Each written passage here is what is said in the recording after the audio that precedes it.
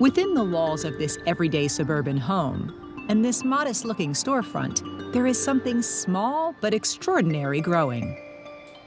One of my favorite stories that I've had so far is when I was set up at a farmer's market, I think it was about 2 years ago. An older gentleman came up to the table and he was looking at everything we had and he said, "Well, what the heck is this?" Microgreens is like a science project.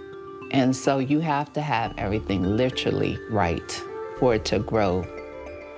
Maryland growers, large and small, have begun believing in the business and benefits of microgreens, which are the young seedlings of edible vegetables and herbs.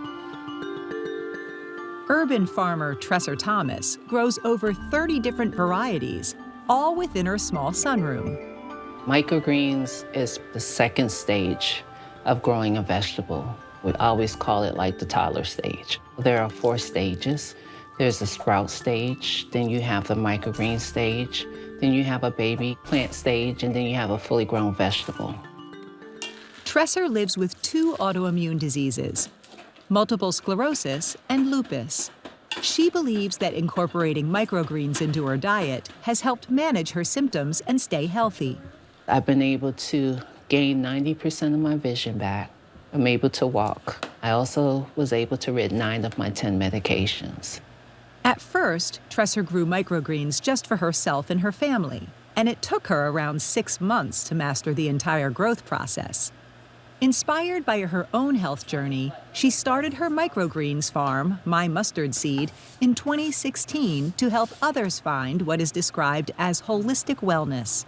Her crops include greens such as micro pea shoots, leeks, and broccoli. So you have to be able to control the temperature. You have to be able to control the humidity. Like anything else, practice makes perfect. We definitely try to follow the concept of utilizing food as medicine. That's primarily what we try to get across to our customers, our communities, our family. Great job. And family is what keeps My Mustard Seed moving. Sometimes we need all hands on deck. The children help in the grow room. My son he's a lifesaver when it comes to the farmers markets. He can actually run a farm stand by himself. Everyone plays an important role. Microgreens were once mostly seen as an elegant garnish at upscale restaurants, but are continuing to become a dietary staple for many consumers who are drawn to their flavor and high nutritional value. In the United States, microgreens were first grown in Southern California during the 1990s, with only a few varieties, such as arugula, basil, and kale. Evolving from garnish to main ingredient, their popularity spread across the country. What I really enjoy about growing microgreens is the fact that they provide the nutrients and minerals that most vegetables also do, but they provide it at a much more concentrated level. Here in Cecil County, the microgreens market is thriving at the family-owned Fresh Source Farms and Market, where urban farmer Andy Musaw is growing his microcrops, but on a macro level. We started in May of 2020, right in the depths of COVID, literally. I was actually furloughed for 3 months from my regular job, and that's, when we decided to actually get going with it and bought all the stuff we needed to get started. So it worked out really well. Like Tresser, Andy is also a passionate believer about the health benefits of microgreens. That's definitely a very rewarding piece of doing what we do. It's just helping people actually get their health back. So this is actually micro broccoli. This is 40 times more nutritious than adult broccoli. So instead of having to eat 5 pounds of adult broccoli, you can actually just eat a little bit of microgreens. I'm not a big vegetable person, I'll be honest, but I eat these a lot because they're super convenient and they're actually really delicious. While many microgreens operations plant on organic fibers or use hydroponic systems, Andy and Tresser use soil because it doesn't require them to add any additional nutrients or fertilizers. So the way we basically plant our trays is we start with 2 trays.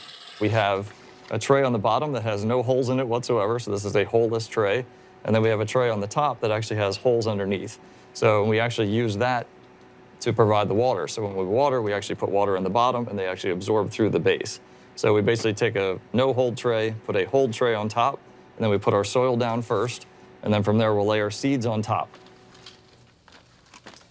As consumer demand increases, microgreens are becoming big business, with global sales projected to reach over $3 billion by 2030.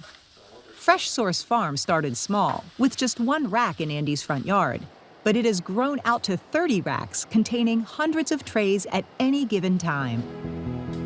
We've already maxed out this space, which I didn't think we would do this fast. Really, our goal in the long run is to actually try and get more distributors that we can actually work with in the local area, because that way we can just deliver to one location, they take it to a bunch of places, makes our life easier. And we have the scalability and the ability to actually be able to do that. It's just without the space, it makes it tough. My Mustard Seed is also making moves. They're building a high-tunnel greenhouse to expand their business and will also start producing spices, vegetable powders, and juices. Could be an untapped market when it comes to microgreens. The future, I think there's no limit. I'm just looking forward to the next stages and where this will grow and where this will go. While Andy and Tresser's belief in the power of microgreens seems anecdotal, they stand by their belief that those tiny greens possess huge healing properties. In fact, the University of Maryland conducted a recent study that found certain microgreens contain flavanols, which have beneficial anti-inflammatory and cardiovascular effects. Thanks for watching Maryland Farm and Harvest. We hope you liked the video. Make sure to subscribe so you won't miss out on future videos. To learn more about our show and watch full episodes, check out mpt.org/farm or just click the link in the description. Stream anytime, anywhere with the free PBS app.